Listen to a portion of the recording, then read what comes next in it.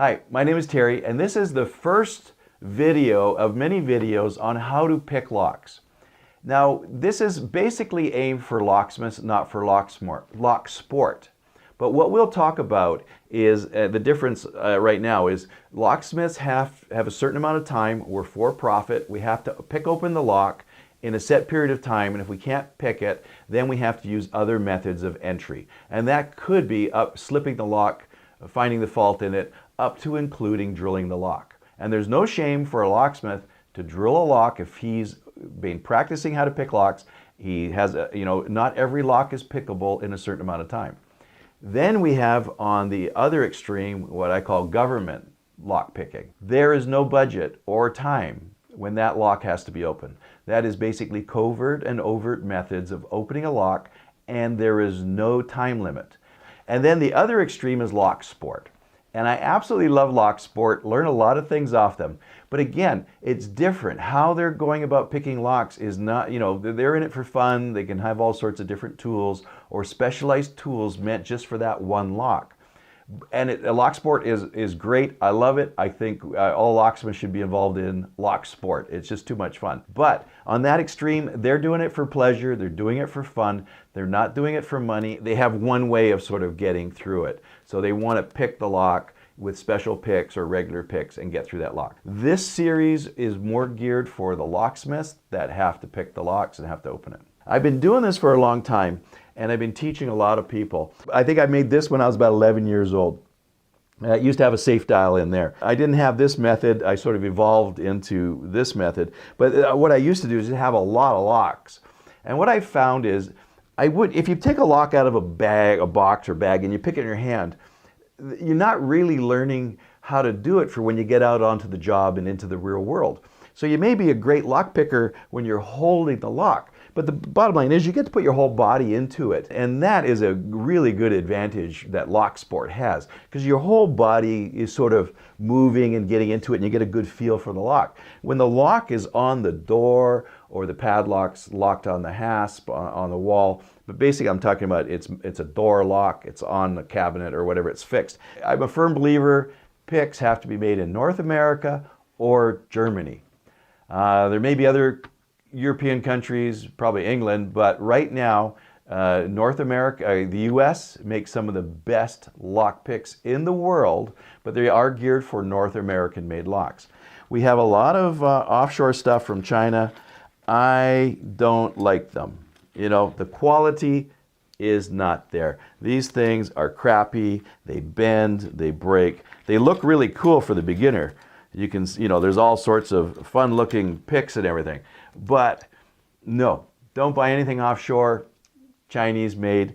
Now I'm talking the regular lock picks. We all know Lishi is made in China, and it's a phenomenal product. Beginners get a little bit too hung up on the picks and the style and all these different menageries. It's kind of cool to have. I love opening up my the picks. This is just a set I grabbed. I have a nice collection of picks, and you'll see them over the series, what I have and whatever.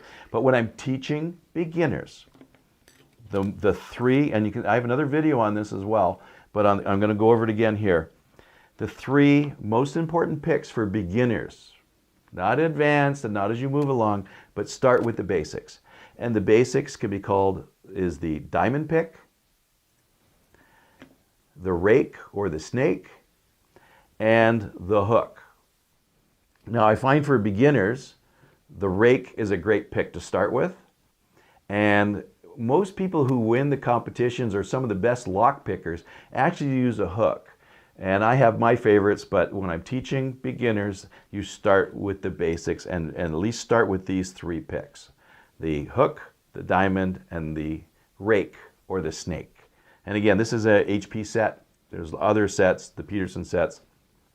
Handles is whatever you want. Now these are good for beginners. Some people have nice fancy wooden ones. Some people have nothing. These are good beginner picks. These are tension wrenches. You can call them whatever you want and whatever. My granddad called them tension wrenches. My dad and my uncle called them tension wrenches. And it's for turning, just for turning, not for opening the lock, use a screwdriver.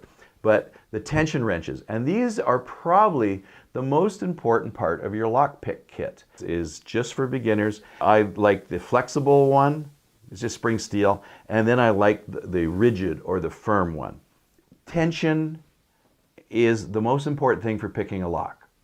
It's probably the most important part. And don't believe anything you've read that says tension doesn't matter and all this other stuff. I can't believe I've read that in several lockpicking books that tension doesn't matter. Tension is the most important. And again, for beginners, we don't worry which way we're picking the lock. All we want to do for starters is get the feel and how we pick it. I consider 3 methods of picking the locks. The first method is raking. The second method is called the French method or the feel method. Of course, the French like to call it the feel method, but it's really called SPP. And SPP stands for single pin picking. And single pin picking is the most effective way. The method I like, we'll call it the Terry method, or the method that I find most effective for me, that I've evolved, I find sometimes the locks are just ready to be opened. So what I do is I apply light tension, I rake it a couple times, and sometimes the lock just opens. So I start right off, apply tension, rake it a couple times, and it pops open. If it doesn't pop open, I'll let go to make sure I hear click, click, click, or feel it, that I've actually been picking a few pins. I'll apply light tension, I'll rake it a couple times, and I'll show you the methods, and then I'll go in and I'll do SPP, the 3 methods of picking a lock. Raking, which is great for beginners to get the feel for it. Single pin picking, which takes a while to develop. And the rake and feel method is what I use. I rake it, and then I feel, then I do the SPP. That's the 3 major methods to pick a lock, and we'll go into the techniques for each method right now. I hope you enjoyed watching this video. Subscribe to my channel. Also, visit my website, and you can see what online locksmith training I have for beginners, intermediate, and advanced, as well as my covert methods of entry and my non-destructive methods of entry.